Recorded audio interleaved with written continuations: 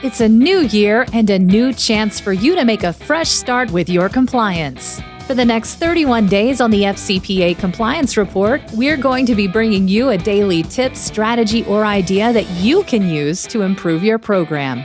Here's your host, Tom Fox, the Compliance Evangelist. This month's sponsor of 31 Days to a More Effective Compliance Program is Affiliated Monitors.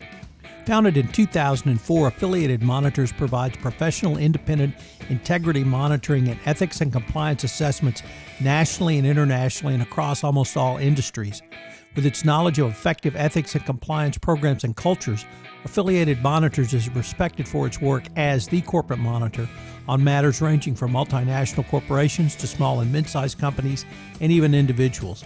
Having served in over 750 monitorships, no one has more experience as an independent monitor than the team at Affiliated Monitors. For more information on how an independent monitor can help improve your company's ethics and compliance program, visit this month's sponsor, Affiliated Monitors, at www.affiliatedmonitors.com. Today, I want to provide you with a list of 20 questions boards of directors should ask about board of director level compliance committees. However, before I do so, I want to discuss the recently released Department of Justice document entitled Evaluation of Corporate Compliance Programs as it relates to the board of directors and their role in oversight of an effective compliance program. In an area of inquiry entitled Just That, Oversight, the Justice Department asked three basic questions which have been explored throughout this series. The questions presented by the Department of Justice that you need to answer regarding the role of your board of directors in your corporate compliance program are the following. What compliance expertise has been available on the board of directors? And here I talked about the need for a compliance subject matter expert on the board of directors. A board needs to have this subject matter expert available to it. While it is conceivably possible that a chief compliance officer or other outside resource could be made available, I think the better practice, the clear better practice, is to have compliance subject matter expertise at the board of directors. This means you need to hire someone who has been a chief compliance officer, a compliance professional, well-written, or someone who has written a lot in the industry, someone who's well-known. So you need to have compliance expertise at the board. Second, has the board of directors held executive or private sessions with the compliance function? I found this question to be quite interesting and one that may not be self-apparent on its face. However, it clearly speaks to the information that is being communicated to the board of directors and or the compliance committee of the board of directors. And three, what type of information have the board of directors and senior management exercised or examined in their exercise of oversight in the area of any misconduct which may have occurred? So clearly the board has an active role to consider in investigations. And this is one area where I think many boards receive summary information. But here I think they need to move forward to take a look at an examination of evidence in an area where misconduct occurred. In addition to specifically stating that a board of directors must have compliance subject matter expertise going forward, clearly a board level committee should be dedicated to this task. In days 18 and 19, I explored some questions a board of directors should ask a chief compliance officer.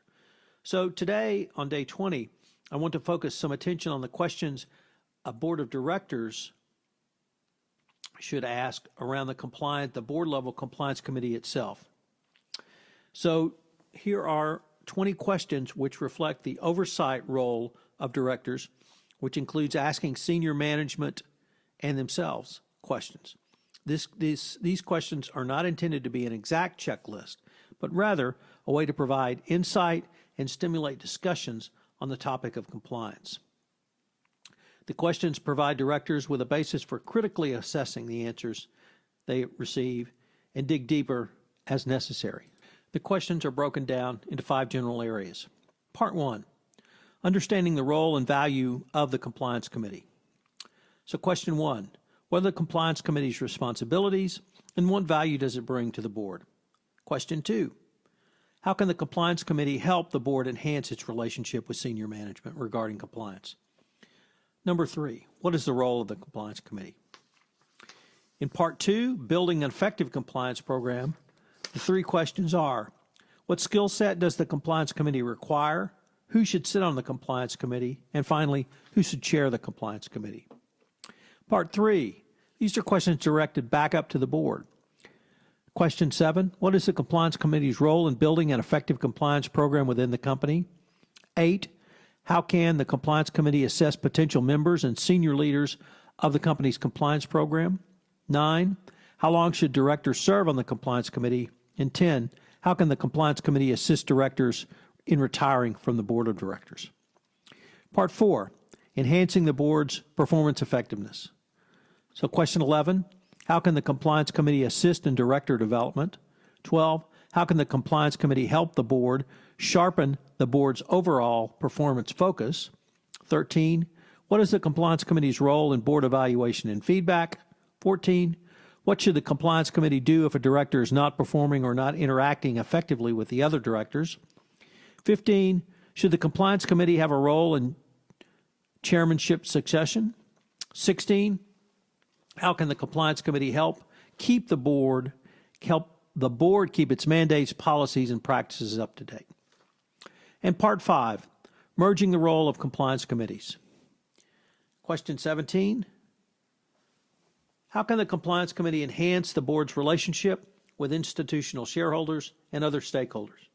Question 18, what is the Compliance Committee's role in the Chief Compliance Officer's succession? Question 19, what role can the Compliance Committee play in preparing for a crisis such as discovery of a sign of a significant compliance violation? And question 20, how can the Compliance Committee help the board in deciding CCO pay, bonus, and resources to be made available to the compliance function? So those are 20 questions in 5 areas that a board can ask about and of its compliance committee and of itself. I'd like to end with 3 key takeaways.